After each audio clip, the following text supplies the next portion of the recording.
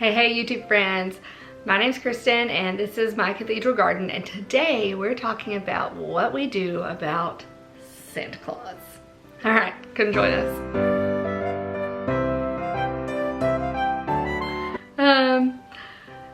Today we're going to be breaking into what do we personally as our family of Bible believing Christians do about the man in the big red suit.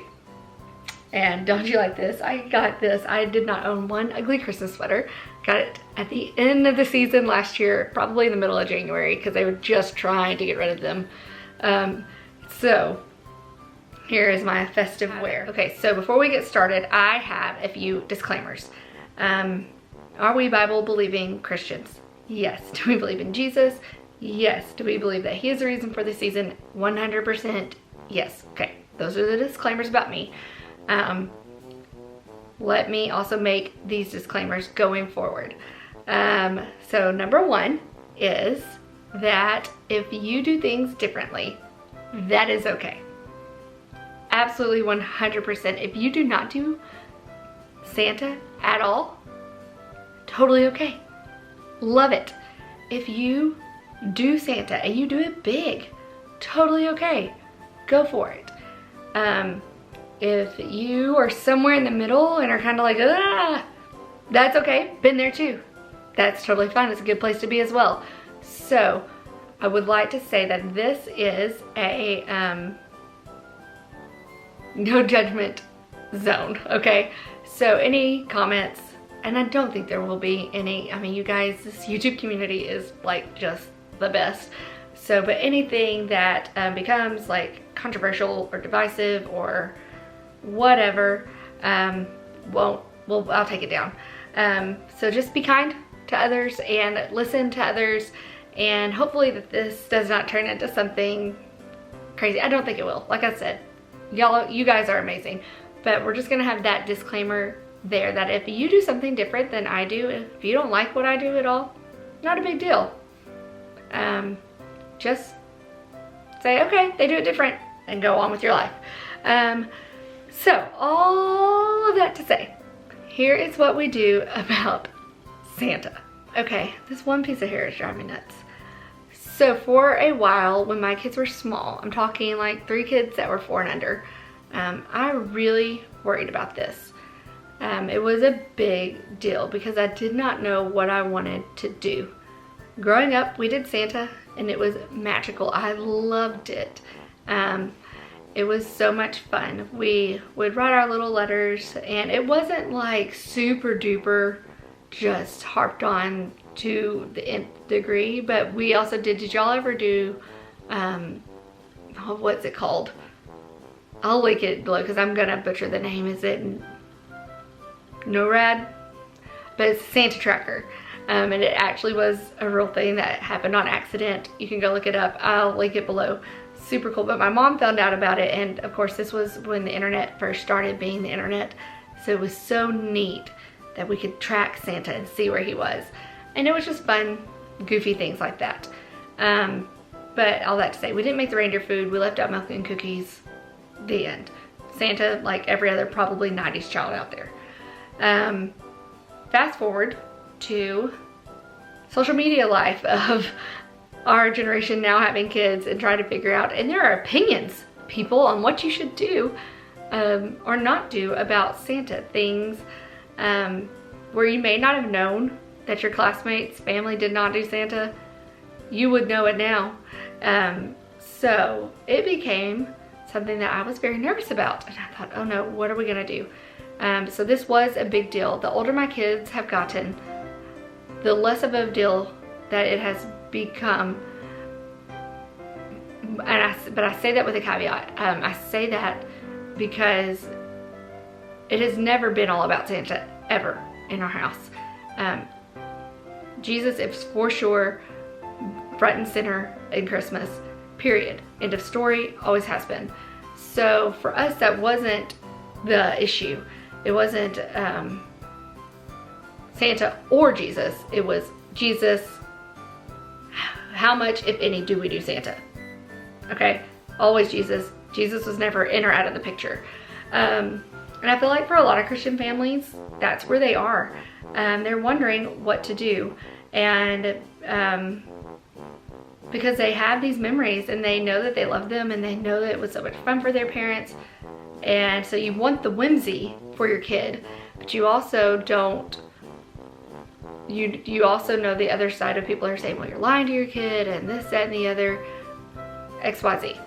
So I get it. I get that in the middle feeling. So here is where we eventually landed. And I liked this idea. I forgot where I heard it from originally, but I liked it. So if Santa really honestly doesn't super come up in our house. We don't ask our kids, what do you want Santa to bring you for Christmas?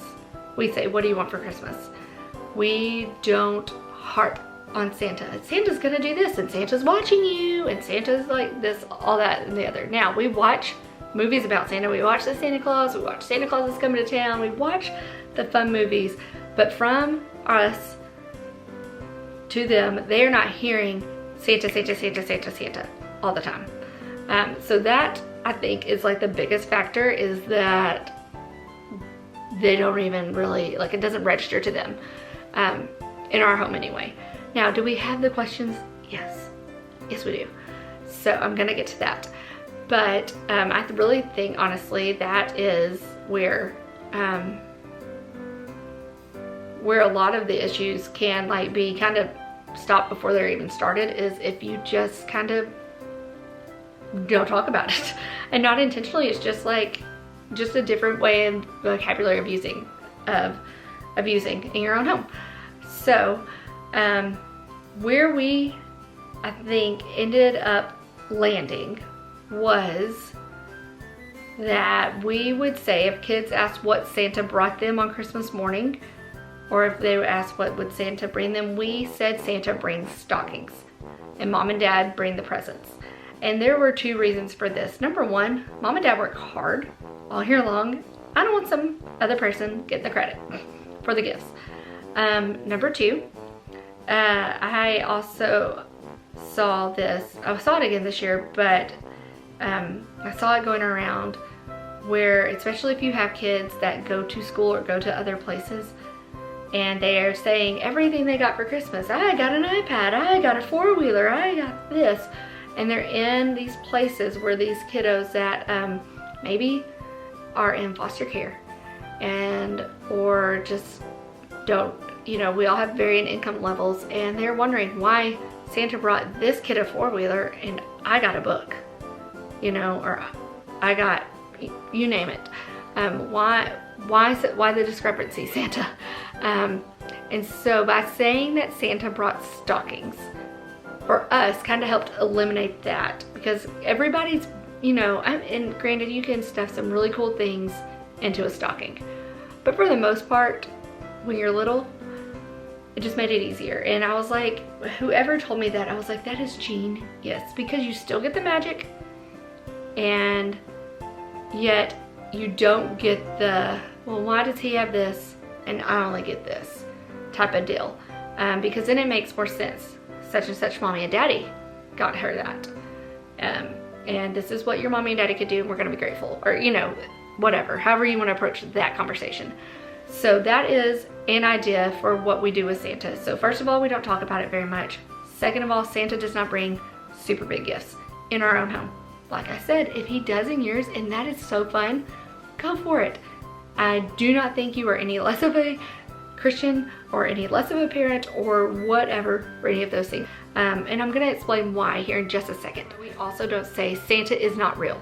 We don't say those words to our kids when they're very, very young. For this reason, is that children repeat things. And children repeat things that they should not repeat when they don't know any better. So my biggest fear is that I was gonna have some 4-year-old who likes to talk, and they would go around telling their Sunday school class, Santa's not real, Santa's not real. And that creates a whole slew of other issues, a whole slew of other issues of parents that are upset. And that actually happened to me as a child. I think I was in 2nd grade, and this boy told me that Santa was not real. Granted, I was in 2nd grade, so an appropriate age. I wasn't 4. I went home to my parents and said, Daniel told me that Santa Claus wasn't real. And to their credit, they got a book from my kindergarten teacher. My mom was a first grade teacher, so they worked next door to each other. And they read me this book, and I actually found it. It's actually the second story. This is a Christmas collection. My Christmas collection, but it's the second story, and it's called Santa, Are You For Real? And so my parents read me this book and kind of told me. So the premise of this book is Santa's not real. This kid's mad. And his dad, he's saying, you lied. What are you talking about? You lied. And not really, that's a little intense. He said, but you lied to me. And so in the story, the dad tells the kid the true story of Saint Nicholas and who he was and why he did what he did. And so if you don't know the true story of Saint Nicholas, this is a great book to find out the true story of it. The book says that he loved Jesus so much that he just gave gifts because Jesus was the gift for us, and he gave his life for us, and he is a gift for us at Christmas time. And so it talks about how we got from that guy. Different cultures have the same symbol of the different symbols for the same guy of Saint Nicholas. So it's Santa Claus or Père Noël or Father Christmas, and in the U.S. it is Santa Claus.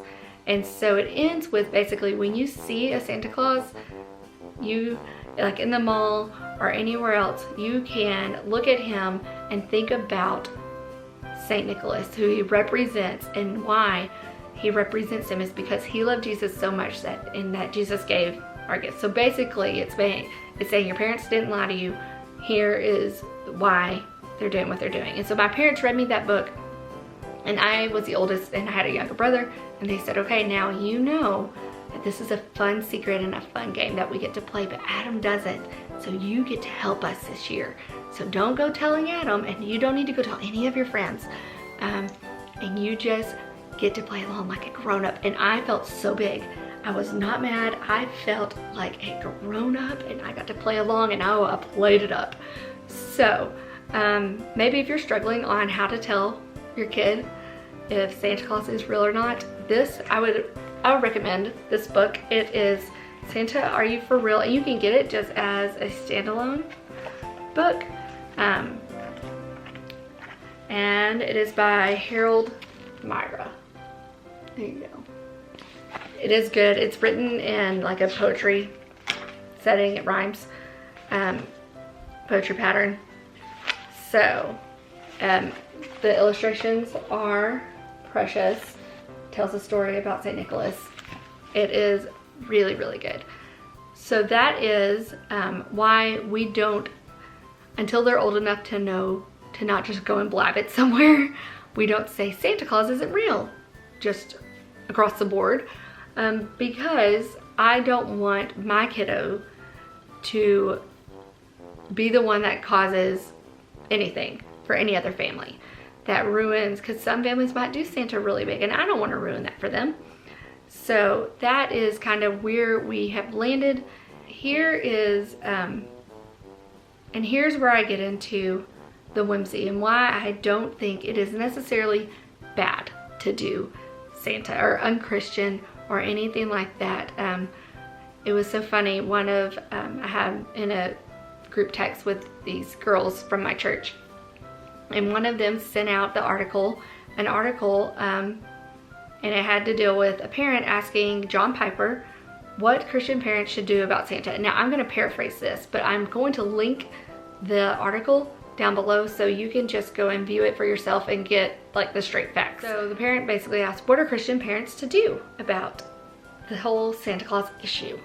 And honestly, I did not think John Piper answered it well. Now, I am no theologian, and I am no John Piper, and nor do I think I am better than him or no more whatsoever. I am just a homeschooling mama who loves kids and loves my kiddos. But to me, he did not answer their question. And his answer almost seemed berating a little bit to them. on, because the gist I got was, why would you even try to substitute anything? That Jesus is the greatest gift, and this should be completely about Jesus, that Santa has zero place here, because Jesus, why would you even want to do anything else and add anything else? Because Jesus is the most amazing thing we could have. And I agree with him, so much so. But the way, he didn't answer their question. They asked, what should Christian parents do? And he never even told them what they should or shouldn't do. He basically just said, why would you even consider it? And my response to that is this. If the only time you are talking about Jesus is during Christmas for the Christmas story, then quite possibly Santa Claus could undo your entire theology. But if you are a family that is striving to teach your kids about Jesus consistently, and notice I didn't say daily or every day or whatever, consistently. If Jesus is openly talked about in your home, if you are talking about the things of God, the Bible stories, stuff like that, Santa Claus is going to have a lot harder time unwrapping that. 1 month out of the year, one aspect of the season should not be able to undo the theology that you have woven in and out of your life for the last 12 months. 1 month should not be able to undo 11. If you have consciously made an effort to teach your kids about the Lord. So, and then to this, I would also say to the parents that are wondering what they should do because they have fond memories of the magic of Christmas and the Santa Claus aspect that brings, I would say that's a good thing. It's such a good thing. And here's my backup for that. Okay, so there's this article by Joy Clarkson, which is Sally Clarkson's daughter, and it is called The Wisdom of Whimsy. And I'm gonna link the blog post and the podcast both below. And I could try to summarize it. I will fail miserably. So please, if you do nothing else, go and read that. Because it applies to much more than just the Christmas season.